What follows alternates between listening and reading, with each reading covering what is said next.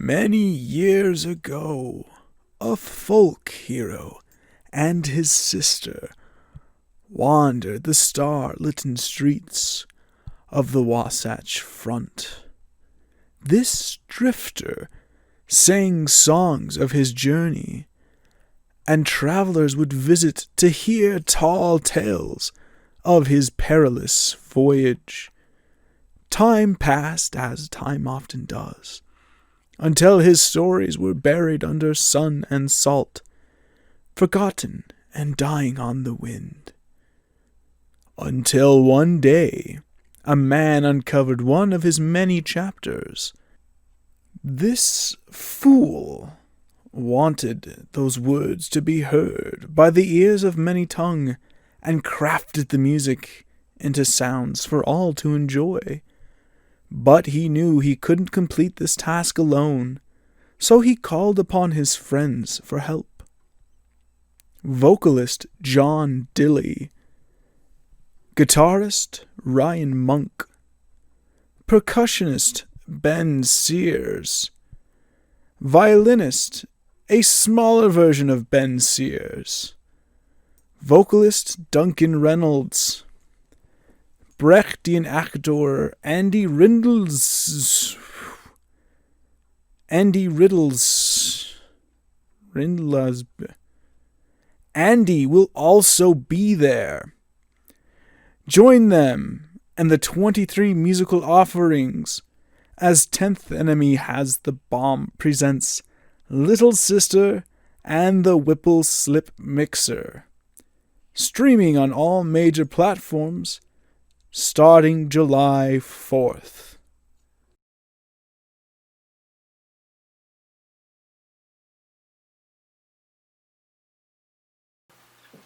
Okay, quick edit before I get started for the video after the video. This was supposed to come out today on the 4th of July to commemorate the day that the Rube outpitched Cy Young and then traded the game ball for booze. But I think that there's a delay because of the holiday. I posted the stuff on DistroKid on Wednesday, early Thursday, like midnight Thursday, and it still hasn't hit the Apple Store yet. So I know the title card just said the 4th of July, had a picture of the Rube on there and some balloons.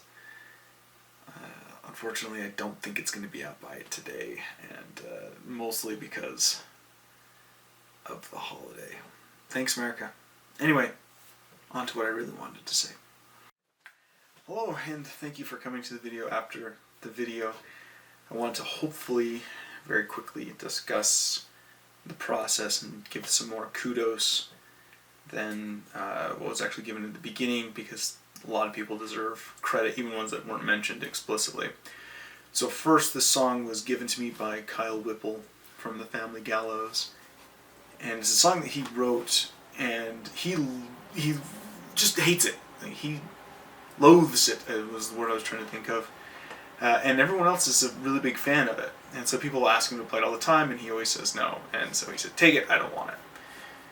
So instead of just playing the song as it is, I took the song and did what you're going to hear, the 23 different versions, different styles. This is more about expanding my range as a writer, not necessarily technique.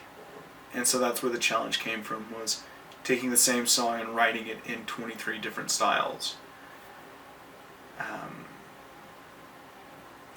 And it was a huge thing to undergo, and so there are people that deserve more thanks than their quick little blurb with the cartoon. So first, John Dilly from the Family Gallows. He is probably the best singer I've ever heard. Definitely the best singer I've ever worked with. And what I liked about John is John gave some very straightforward, in the sense, serious performances, but he wasn't against doing some goofy, weird stuff too. And it's always fun to see musicians who can have fun with their music and not just be this very serious person, because he is very, very good. And it kind of got me into a zone where I felt more comfortable getting a little weird myself. It was less stress on me. And so I got to kind of work with some of the goofier styles, like the jig version was really goofy, and then building that up to the Protest the Hero version. What's funny is John did the reverse. He sent me some serious stuff. He sent me the rock version, the thrice version, and then we eventually did the James Hetfield thrash version and the Weird Al version. And even listening to the Weird Al version on its own, the vocals were just, ooh, this is very not how it should sound, but when he put everything together, it was perfect. And he's very good at what he does. So if you are a fan of John and of the song, of course, follow the Family Gallows and bug those guys to get making music again. John sang for the Family Gallows. Kyle wrote a lot of the music, if not, I don't think he wrote all of it, but most all of it, and played guitar. So that's a band to check out. If you appreciate the good singing on the album, I should say. The good singing comes from John. Next is Ryan Monk. He loved this idea at the beginning. He's a big fan of Little Sister, just like everybody else is.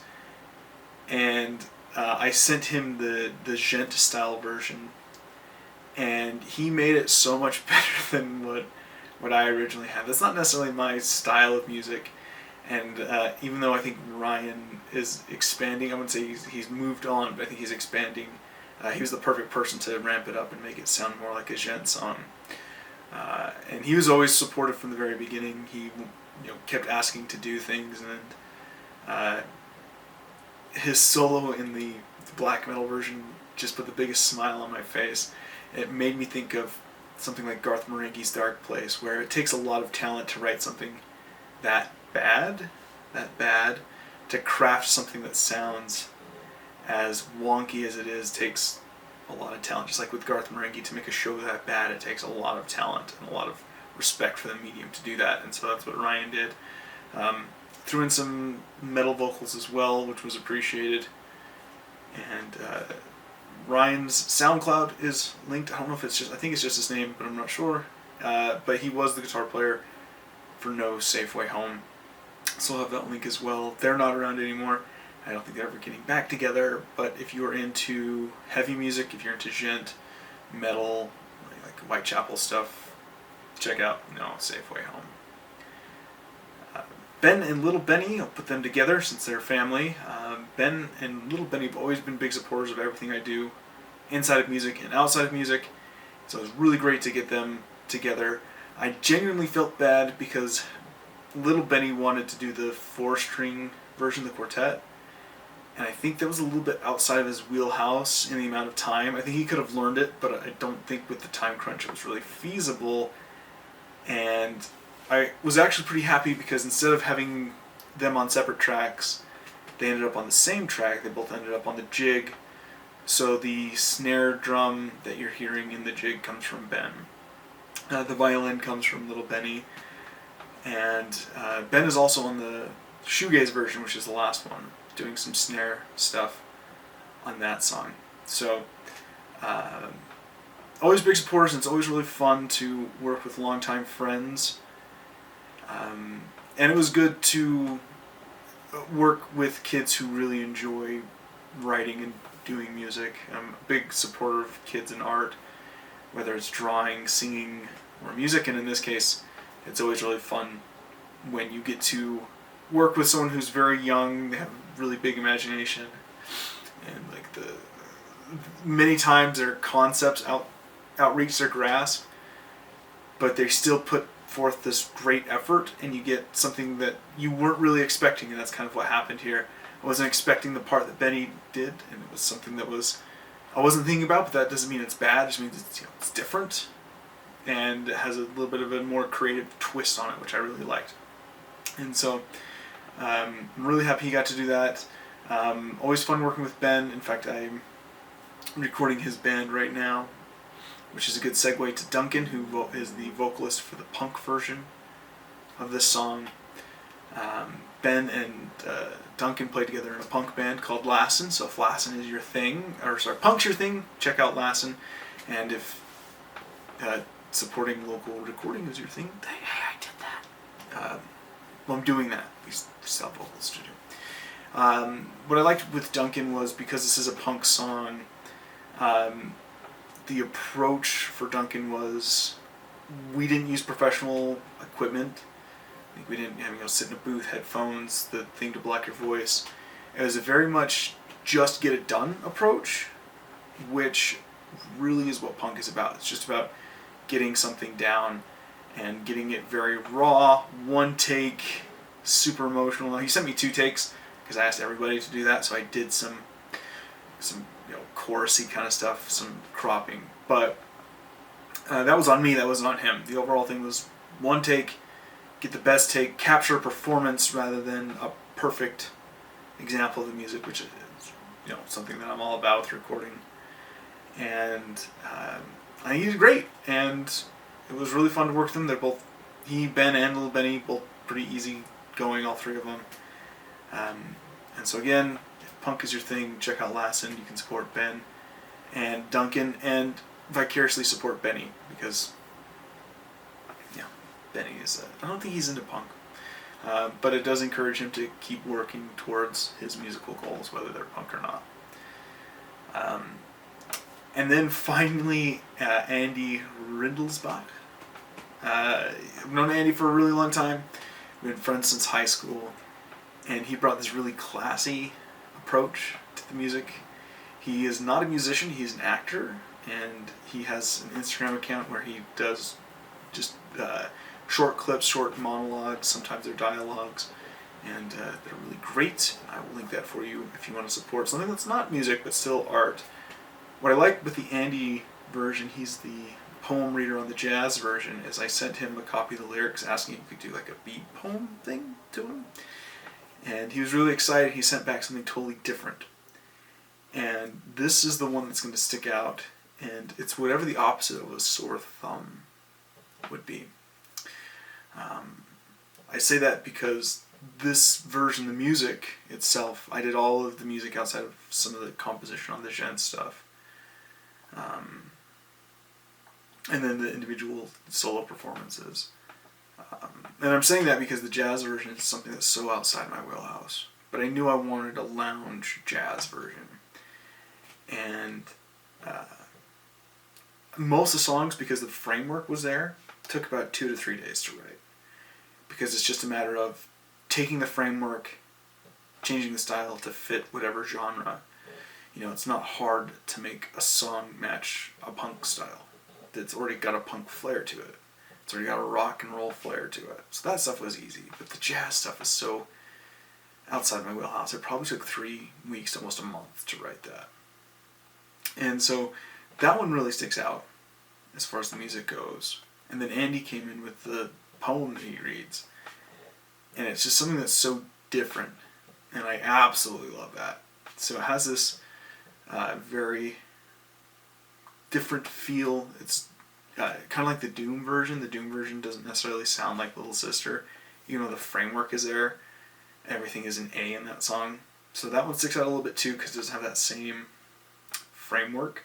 This has the same framework, but the lyrics are totally different. So those are the 2 I think that stick out a little bit more.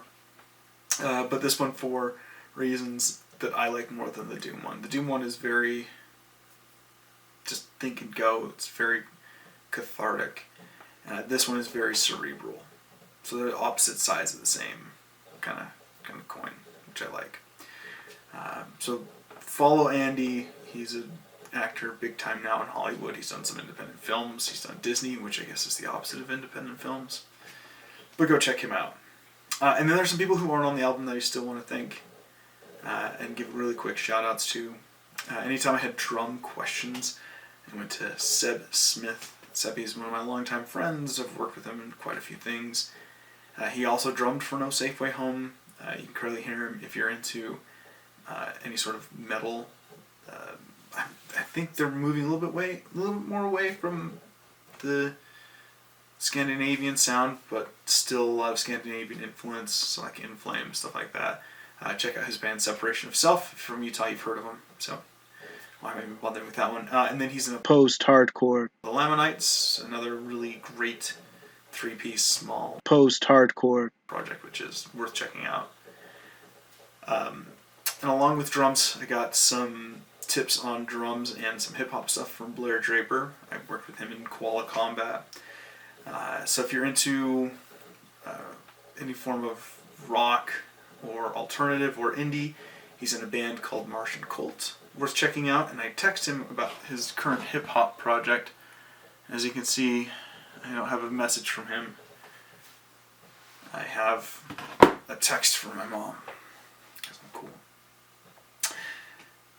I got some jazz help from Eric Blood, one of the best musicians I've ever met. He is, I think it was called Blood Funk, might now just be called the Eric Blood Project. Bob will link to that as well. He does have a YouTube channel where he posts a few things from time to time, worth checking out.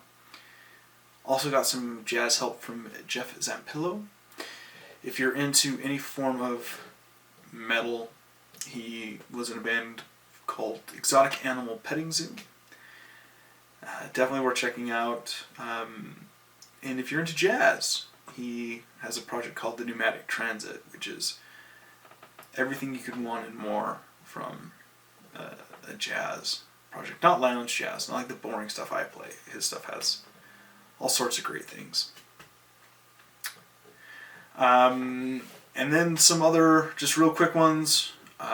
Got some dialogue back and forth with Brandon Scott, the guitar player from Berlin Breaks. If you're into anything alternative, check those guys out. And I got not as much writing help, but more of the engineering side from Chad Anderson.